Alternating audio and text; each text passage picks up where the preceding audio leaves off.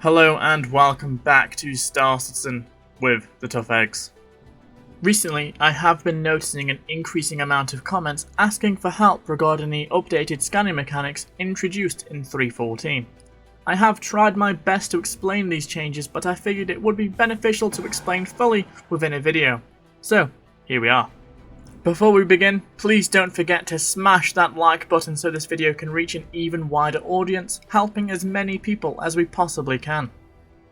In 3.14, scanning was completely revamped. CIG has removed the older scanning mode we're all used to, doing away with the giant space cubes, and installing a more refined and less intrusive way to scan your surroundings. To better explain how these systems work when mining, I'll show a few live examples. So, we're here at Crew L1 with our trusty prospector, the best quantanium ore refinery in the verse, and we'll head out to explore Aaron's Halo, the asteroid belt surrounding the Stanton system. To arrive at this location, we're going to plot a course to Arcal 3 and cancel the quantum jump when we're around 12.6 million kilometers away from our destination. Scanning can be broken down into three distinctive areas. Firstly, we have the active ping. This is where you manually trigger a scan of the area, sort of like a submarine sending out an acoustic ping. These pings have the longest range, can be calibrated to focus on specific areas, but also give your position away. The second major feature of the scanning update is wild scanning itself. Just like with the ping, you can narrow or widen your scanned area. The narrower your scan, the more focused it becomes, allowing for data to be gathered from much further distances. Eventually, scanned areas will become highlighted, allowing for future scans to be much more precise and detailed. Lastly, we have the passive scanners. These scanners are constantly active. You don't need to adjust any settings within your ship. They will simply detect all objects of interest within a certain range. Larger ships often have better passive scanners with longer ranges, especially the Cutlass Red, which has an extended scanning range to fit its search and rescue role.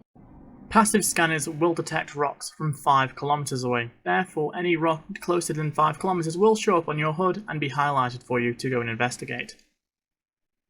When combined, these three components provide a pretty comprehensive scanning system, though it certainly has its faults, which we will touch on later in the video.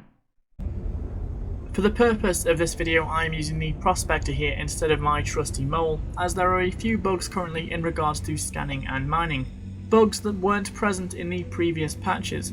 I find when mining alone, the Prospector can save a little bit of time, as you're no longer swapping seats. However, it certainly struggles when you find those large clusters. If you're in no rush and don't mind the legwork, still use the Mole. So, sending out an active ping was the main feature in the previous iteration of the scanning mechanic. However, it is now much more refined. To send out a ping, simply press the tab key. There is no need to charge up the ping like previously. Simply hit the tab key, and this will fire off an active ping. If you're wanting to focus your ping in a particular direction, you can do so by pressing the comma or full stop key on your keyboard, or whichever buttons you have assigned them to.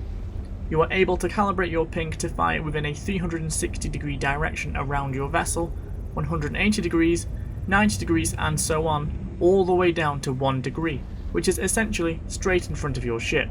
For the purpose of mining, I would keep the ping set to 180 degrees or 90 degrees, as you'll want to be methodically combing an area, not flying in all sorts of directions and potentially getting confused.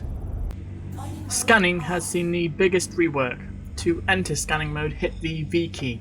This will bring up the scanning interface. The left portion of the screen indicates scanning strength and the field of view. This can be increased or decreased by using the mouse scroll wheel. This affects the area scanned. If the area is smaller, you are able to more accurately scan a target from greater distances and also gather more precise data. When mining, it's not much of an issue, as rocks have no stealth coating, unlike those pesky Balta asteroids launched in the Expanse. The right side of the interface shows scan progress and reveals data about the object in question. When at a distance of over 5 kilometers, the details are a bit spotty, but it allows you to figure out how many rocks are within the cluster. Each rock has a set max RS signature of 5,000 in the scanner, so if there are 2 rocks it will display as 10,000 and so on. In this example, there are 6 rocks and it's reading as 30,000.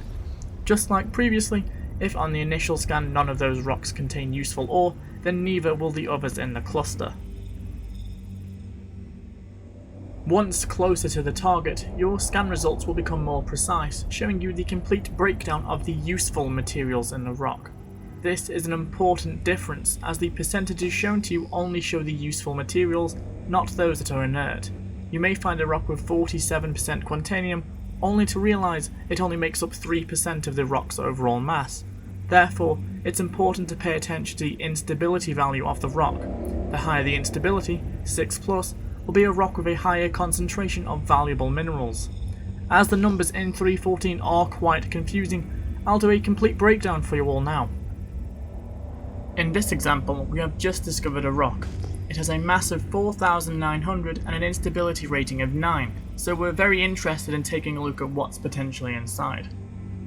On the initial scan, we can see it showing percentages of 5,050% quantanium, 3,931 quartz, and 971 borates, giving us the total percentage value of 10,000.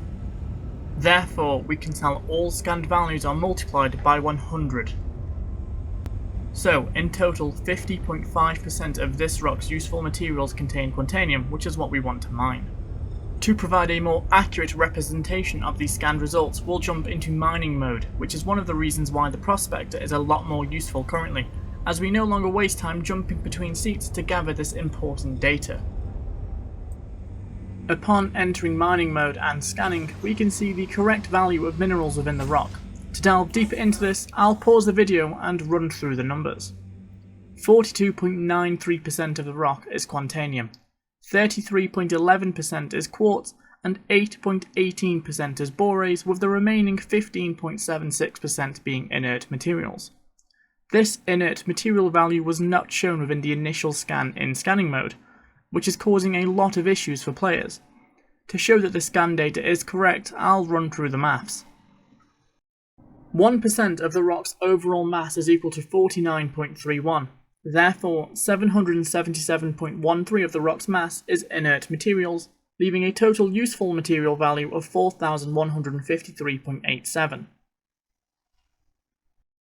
The value of useful quant is 49.31 times 42.93, providing an answer of 2,116.88, showing that 50.5% of the rock's useful material was in fact quantanium as displayed.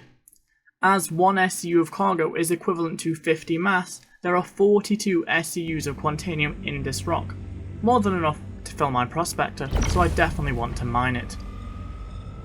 As we've now covered the basics, let's look into some useful tips to make mining a little easier. Tip number 1. Mining clusters.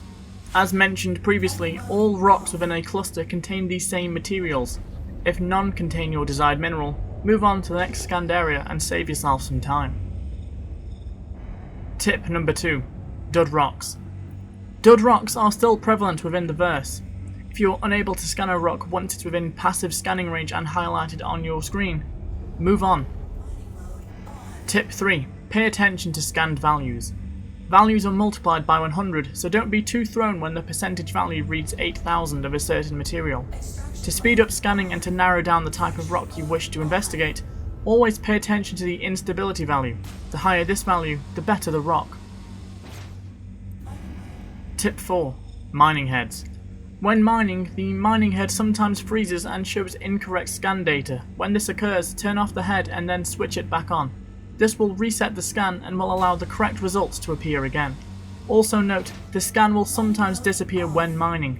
If this occurs, especially when using consumables, lower the mining laser power so the rock doesn't unexpectedly explode. There we have it. Mining is still an incredibly profitable venture. However, there are now just a few added quirks. Hopefully these quirks can be addressed in the future, with the big issue revolving around inert materials not showing as part of the initial scan data being fixed. If this data is added, scanning will be a lot smoother of an experience, as changing to different scanning modes will no longer be required. I do hope the details within this video can be somewhat helpful. If you enjoyed the content, feel free to like and subscribe, and even check out my other detailed mining videos. As always, take care, and I'll catch you next time.